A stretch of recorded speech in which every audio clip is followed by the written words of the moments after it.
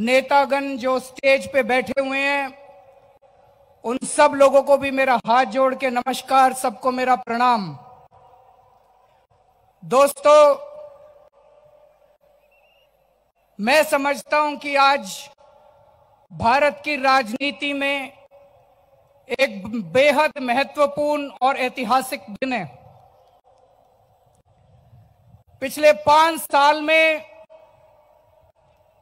नरेंद्र मोदी जी और अमित शाह जी की जोड़ी ने इस देश का बेड़ा गर्क कर दिया, इस देश का कबाड़ा कर दिया। आज इस देश की जनता मोदी जी और अमित शाह जी की जोड़ी से बुरी तरह से परेशान हो चुकी है। आज देश का युवा परेशान है। आज इस देश का युवा दर दर की ठोकरें खा रहा है। उसके पास नौकरी नहीं है। मोदी जी ने धोखा देके, झूठ बोल के देश के युवाओं से वोट लिया था कि मैं तुमको इतने करोड़ नौकरियां दूंगा। आज नौकरियां देना तो दूर, मोदी जी की नोटबंदी की स्कीम की वजह से 1.25 करोड़ नौकरियां देश के अंदर खत्म हो गई हैं। आज देश के किसान दर दर की ठोकरें खा रहे हैं। भारतीय जनता पार्टी से देश के किसान बहुत गुस्सा हैं। किसान आत्महत्या कर रहे हैं।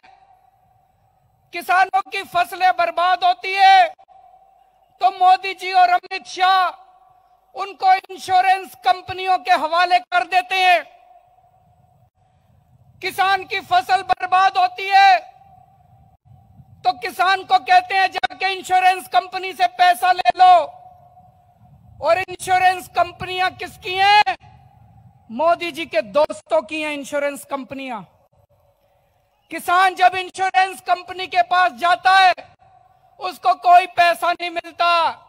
आज किस इंश्योरेंस कंपनियां हजारों करोड़ रुपए का मुनाफा कमा चुकी है और किसान को 1 पैसे का मुआवजा नहीं मिलता। आज इस देश की महिलाएं दुखी हैं। बीजेपी की नेता महिलाओं को सोशल मीडिया पे गंदी गंदी गालियां देते हैं और मुझे शर्म आती है कहते हुए मेरे देश का प्रधानमंत्री उन गाली देने वालों को फॉलो करता है ट्विटर पे। शर्म आती है मुझे कहते हुए कि मेरे देश का प्रधानमंत्री ऐसे लोगों को ट्विटर पे फॉलो करता है जो लोग हमारे देश की महिलाओं को गालियां देते हैं। आज इस देश के दलित दुखी हैं। पूरे देश के दलितों के ऊपर अत्याचार हो रहा है। जगह जगह दलितों को मॉब लिंचिंग में मारा जा रहा है। आज इस देश के मुसलमान दुखी हैं जिनके ऊपर जगह जगह अत्याचार किया जा रहा है। दोस्तों, पिछले 70 साल से जब से देश आजाद हुआ है, इस देश को कमजोर करने के लिए ढेर सारी ताकतों ने पूरी कोशिश की। पिछले 70 साल में पाकिस्तान का सपना था कि किसी भी तरह इस देश के टुकड़े करो, इस देश को बांटो।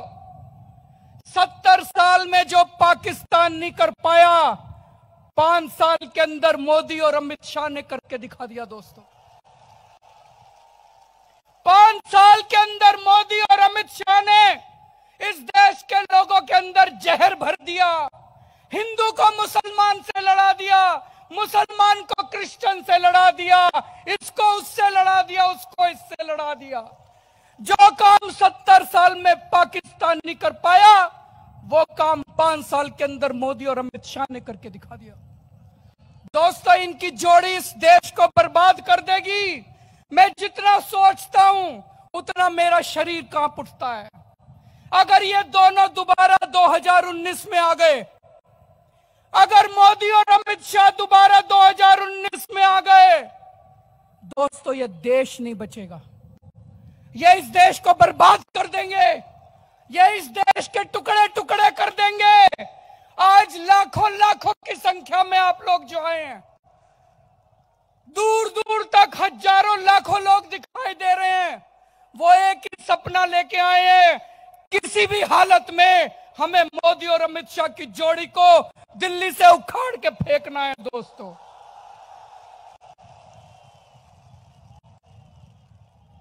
अभी थोड़े दिन पहले अमित शाह ने एक रैली में बोला था कि अगर 2019 के अंदर भाजपा की सरकार बन गई तो 2050 तक भाजपा को कोई नहीं हरा सकता। अमित शाह ने ऐसा क्यों बोला था? उन लोगों के इरादे बड़े खराब हैं, उन लोगों के इरादे खतरनाक हैं। अगर मोदी और अमित शाह की जोड़ी 2019 में दोबारा बन गई, दोस्तों ये संविधान बदल देंगे, इस देश में चुनाव बंद करा देंगे। 1931 में हिटलर जर्मनी का चांसलर बना था।